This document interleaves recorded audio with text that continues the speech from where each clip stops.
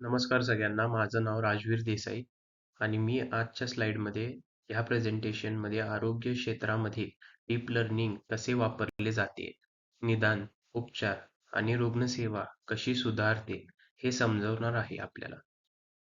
आता जाणूया आपण का डीप लर्निंग हे आरोग्य क्षेत्रात वापरले जाते. आरोग्य क्षेत्रात खूप मोठ्या प्रमाणात एक्स-रे, एम-आर-आय, ई-सी-जी सारखा डेटा तयार होतो.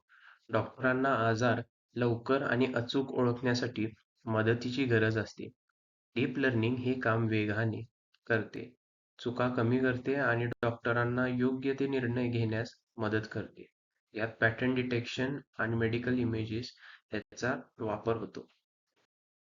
आता आपण जाणूया नेमकं डीप लर्निंग हेल्थकेअर काय असतं. तर डीप लर्निंग हे न्यूरल नेटवर्क्स वापरते, ज्याद्वारे वैद्यकीय डेटामध्ये पॅटर्न शिकले जातात. CNN मॉडेल हे एक्स-रे, एम-आर-आय सारख्या इमेजसाठी वापरले जातात, तर RNN आणि LSTM रुग्णाचा इतिहास व ECG सारख्या टाइम सिरीज डेटासाठी वापरले जातात.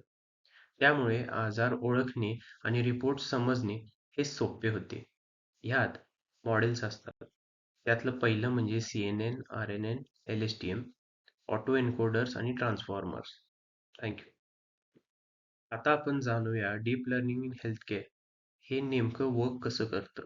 तर सुरुवातीला एक्स-रे, एम-आर-आय, ई-सी-जी सारखा डेटा गोळा केला जातो. त्याचे प्रोसेसिंग केले जाते. नंतर हा डेटा ट्रेनिंग, व्हॅलिडेशन आणि टेस्टिंग सेटमध्ये वाटला जातो. न्यूरल नेटवर्क ह्या डेटातून पॅटर्न शिकते.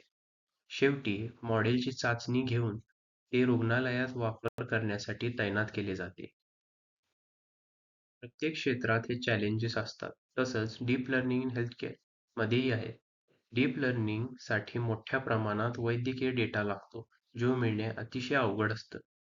रुग्णालयांचा डेटा सुरक्षित ठेवणे महत्त्वाचे असल्याने प्रायव्हसीचा प्रश्न असतो. ह्या मेडिकल महागडे हार्डवेअर लागते. जर डेटा चुकीचा किंवा अपूर्ण असेल, तर मॉडेल चुकीचे परिणाम व उत्तर देऊ शकते. आता जाणूया समरी.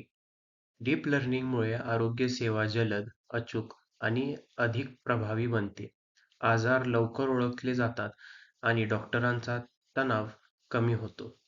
प्रायव्हसी आणि डेटा मिळण्यासारख्या आणि अडचणी असल्या तरी भविष्यात डीप लर्निंग आरोग्य क्षेत्रात मोठी सुधारणा करू शकते.